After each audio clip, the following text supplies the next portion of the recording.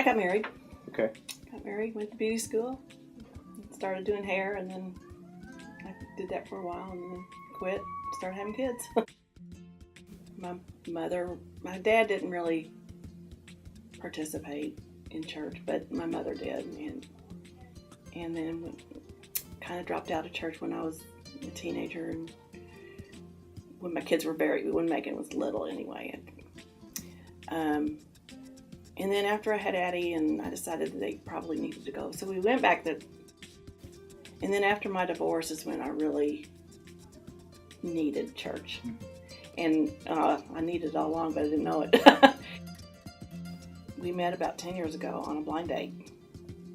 We were fixed up by his aunt and a friend of mine, so don't speak to them anymore. No. No, really. What does Ryan do? He works in a machine shop, and he does some deliveries and runs his forklift. And otherwise, he likes his motorcycles and, his westerns. And he loves to kayak and fish. He does that a lot. And I'm a grandmother, 4 grandkids. And they are a lot of fun. I have a lot of fun with them. They're worth having kids. I knit. I do a lot of needlework, knit, crochet, some sewing. I'm a nail technician, and the difference is I do more than just manicures. We do pedicures, nail enhancements, artificial nails, and that's the difference. Okay. It's not just plain old manicures. It started when we were, I sat out in the congregation for several years wanting a Bible study. And I had it in my head. It was one like what I had done before that I really enjoyed. And when they were surveying us before we hired you, and I put on there, I want a women's Bible study. And I kept thinking, why don't you do one? It just kept going through my head to do it. So then Amanda asked me to be on the adult education committee that she was starting. And she handed me a book and said, will you do this? And I said, yeah, I would. And that's how it started.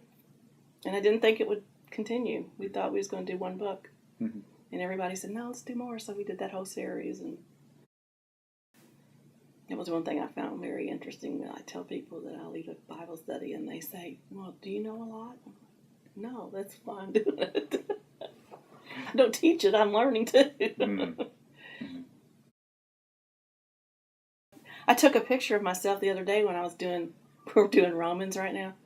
And I looked down at my couch and I had 2 Bibles, my study book, note paper, and I took a picture and I'm like, I'll never see my couch like this again.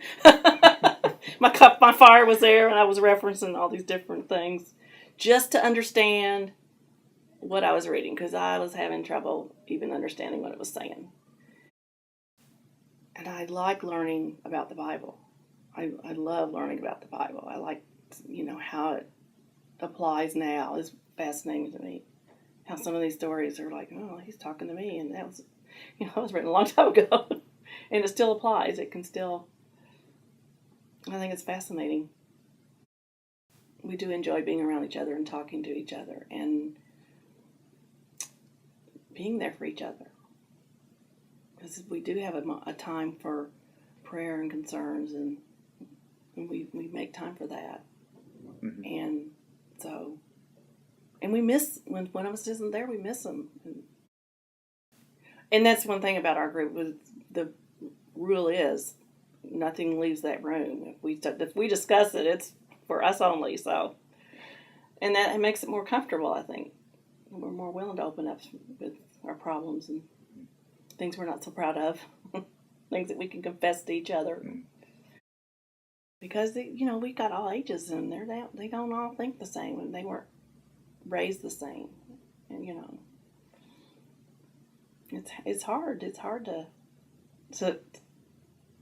I don't know, not to force your views on someone else.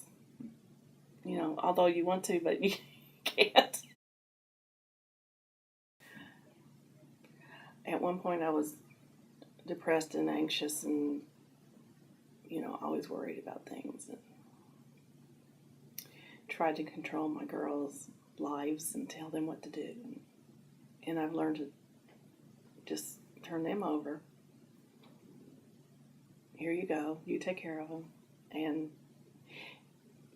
they've been turning out better than what I was doing. Well, this is a story I tell in Bible study. I was taking a walk one day, and my youngest was at a job, and I liked her at that job. I thought that was a good job for her. And she was saying, I'm going to quit and do this. And I'm like, I don't want you to quit. I want you to stay here and, earn some money. And so I was walking my dog and praying. And I said, don't let Addie quit this job. And I swear, almost audibly, I heard, but I don't want her there anymore. And I was like, that was it. I'm like, okay. I got that just as clear as day. and that's when she started going back to school to be a teacher.